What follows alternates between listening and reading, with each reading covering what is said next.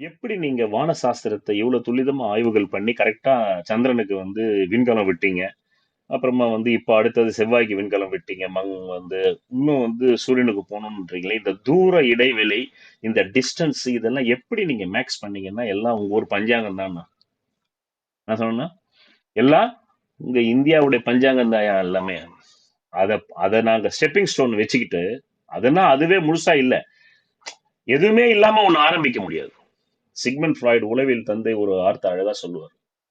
கடந்த கால நிகழ்வுகளை கொண்டுதான் எதிர்கால திட்டங்களை மனித மனம் போடும்.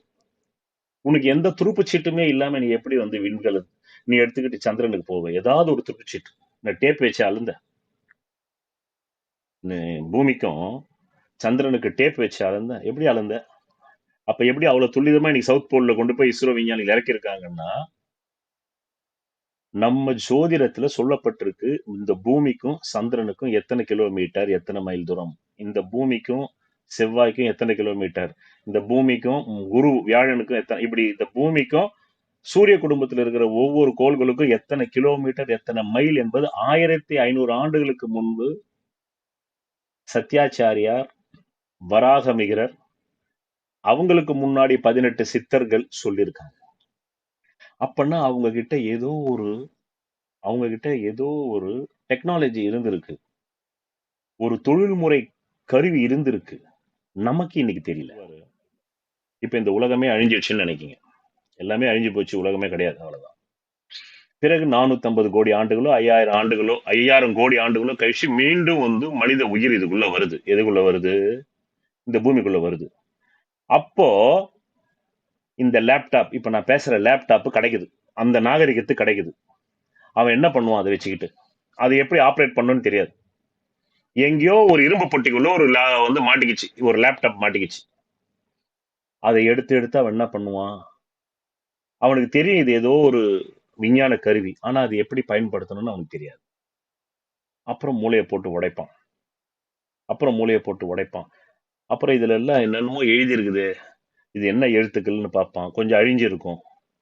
தொல்பொருள் ஆராய்ச்சி என்பது இப்படித்தான் பண்றான். அப்புறம் அவனா ஒரு அனுமானத்துக்கு வருவான். அவனா ஒரு யூகத்துக்கு வருவான். ரைட், அது இதுவாத்தான் இருக்கணும், ஏதோ ஒரு தொலைத்தொடர்பு கருவி இது.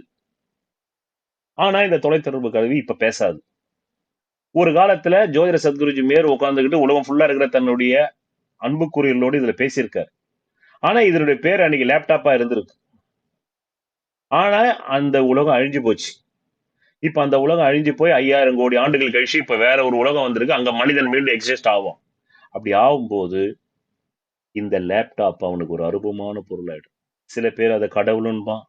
சில பேர் கடவுளோடு வந்து வந்து இதுல டெய்லி பேசியிருக்காரு, மனிதர்களிடம் டெய்லி இதுலதான் கடவுள் டெய்லி காட்சி கொடுத்திருக்காரு அப்படின்னு சில பேர் சொல்லுவான். ஆளாளுக்கு ஒண்ணு சொல்லுவான். வேற்று கிரகத்து மனிதர்களோடு தொடர்பு கொண்டிருப்பார்கள்னு ஒருத்தன் சொல்லுவான். இன்னைக்குதான் புதுசு புதுசா கிளப்பி விடுறானுங்களே யூடியூப்ல. என்ன வேணாலும் சொல்லுவான்.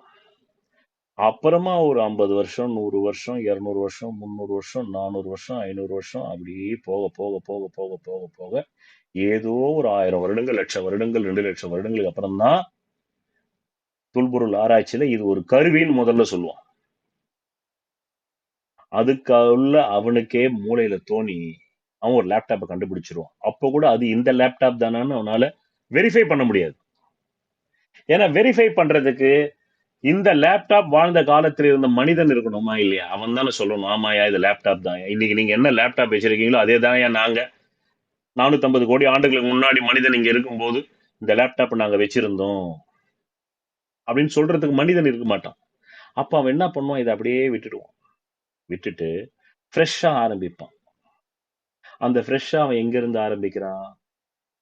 அதைத்தான் நம்முடைய மதங்கள் பிரஞ்சை கான்சியஸ்னஸ் ஒரு அற்புதமான ஒரு ஆங்கில சொல்லாடலை நாம பயன்படுத்தி, இந்த பூமியில் வாழ்ந்த மனிதர்களுடைய கான்சியஸ்னஸ்ல ஜோதிஷம் இருந்திருக்கு. அவங்க ஏதோ ஒரு டெக்னாலஜில அதை கண்டுபிடிச்சிருக்காங்க. ஆனா அந்த டெக்னாலஜி என்னன்றது இன்னைக்கு நமக்கு தெரியாது. இல்லைனாக்கா அவங்க எப்படி கரெக்டா வந்து சந்திரனாவது கண்ணால பார்த்தாங்க, அவங்க சாம்பல் நிறம்னு சொல்லிட்டாங்க. அம்புலி மாமா சாம்பல் நிறம்னு சொல்லிட்டாங்க. சூரியனை கண்ணால பார்த்தாங்க, அவங்க சிகப்புன்னு சொல்லிட்டாங்க. புதனை எப்படி சொன்னாங்க? பச்சைன்னு. சுக்கிரன் எப்படி சொன்னாங்க? சுக்கிரன் கூட சம்டைம்ஸ் தெரியும் கண்ணுக்கு. சனியை நீலக்கோள்னு எப்படி சொன்னான்? டெலஸ்கோப்பிக்கே இல்லாத காலத்துல சனி வந்து ஒரு நீல கிரகம், நீலக்கோள், அதை சுத்தி ஒரு வளையம் இருக்கு. அந்த வளையத்தை அவன் எப்படி பார்த்தான்? வளையத்தை வந்து அவன் எப்படி பார்த்தான்? அப்போ அவங்கிட்ட ஏதோ ஒரு டெக்னாலஜி இருந்திருக்கு. ஆனா அந்த டெக்னாலஜி என்னன்றது இன்னைக்கு விஞ்ஞானிகளால கண்டுபிடிக்க முடியல. அவ்வளவு ஏன் 2000 வருடங்களுக்கு முன்னாடி ராஜராஜ சோழன் கட்டின தஞ்சை பெரிய கோயில் கோபுரத்தினுடைய நிழல் பூமியில படுவதில்லை. இன்று வரையிலுமே வந்து ஆர்காலஜிக்கல் டிபார்ட்மெண்டால கண்டுபிடிக்க முடியலையே. இன்று வரையிலும் ஆர்காலஜி டிபார்ட்மெண்ட், தொல்பொருள் ஆராய்ச்சியாளர்கள், கட்டிடக்கலை வல்லுநர்களால ராஜராஜன் கட்டின அந்த டெக்னாலஜியே நமக்கு இல்லையே. யோசிச்சு பாருங்க. அன்னைக்கு கிரேன் இல்ல. எப்படி 234 அடின்னு வச்சான்? 234 சட்டமன்ற தொகுதிகள் மாதிரி 234 அவன் அன்னைக்கே கணக்கு போட்டிருக்கான். தமிழ்நாட்டுல நாளைக்கு அரசியல் வந்தாக்கா 234 தொகுதி தாண்டா வரும். 234 அடி அவன் எப்படி அந்த பாறைகளை கொண்டு போனான்? யானை எப்படி கொண்டு போவோம்? ஒரு யானை மேல இன்னொரு யானை ஏறினாக்கா கீழே விழுந்துடாது. இந்த யானை செத்து போகும். அந்த யானைக்கு மேல யானை மேல ஏறி எப்படி வந்து நீங்க கல்ல மேல கொண்டு போவீங்க? 2000 வருடங்களுக்கு முன்னாடி ராஜராஜன் சோழன் கட்டின அதையே நம்மால கண்டுபிடிக்க முடியல. அப்பன்னா மூளையில இருக்கு, அந்த கான்சியஸ்னஸ்ல இருக்கு. அதே கான்சியஸ்னஸ், அதே வல்லுநர்கள் மீண்டும் பிறவி எடுக்கிறார்கள். 2000 வருடங்கள் கழித்து, 4000 வருடங்கள் கழித்து, 5000 வருடங்கள் கழித்து. அப்படி வந்து பிறக்கும் போது அவர்கள் அந்த கலையை மீண்டும் புத்துயிர் ஊட்டி அதை மக்களுக்கு கொண்டு வர. உண்மைகள் நம் கையில் கிடைப்பதும் மீண்டும் கை நழுவி போவதும் வரலாற்றில் வாடிக்கையாக இருந்திருக்கிறது. இந்த லேப்டாப் மாதிரி தான். இந்த லேப்டாப் ஒரு மிகப்பெரிய அணுகுண்டு 3வது உலகப் போர் வந்து எல்லா மனிதனும் அழிஞ்சு மீண்டும் வந்து ஒரு நாகரிகம் ஏற்படும் போது ஒரு 400 கோடி ஆண்டுகள் கழிச்சு என்ன ஆகும்? இந்த லேப்டாப் எப்படி அருபமாயிடுமோ அப்படி இன்னைக்கு நமக்கு ஜோதிஷம் அருபமாயி போச்சு. ஆனா அது அருவமே இல்லாம அதை சில பேர் 100% அதை வந்து துல்லிதமா கையாடல் பண்ணி அதனுடைய பலனை இப்ப வந்து நான் இப்ப வந்து அவங்க வாழ்க்கையில் நிகழ்த்தி காட்டினேன். நான் அந்த சித்தர்களுடைய 18 பேர்ல ஒருத்தனா இருந்திருக்கேன். நான் மீண்டும் இப்ப பிறவி எடுத்திருக்கேன். இப்படிப்பட்டவர்களால தான் இந்த ஜோதிட கலையை மட்டுமல்ல அறிவியல் கலையையும் தொட்டு வெற்றி பெற முடியும்.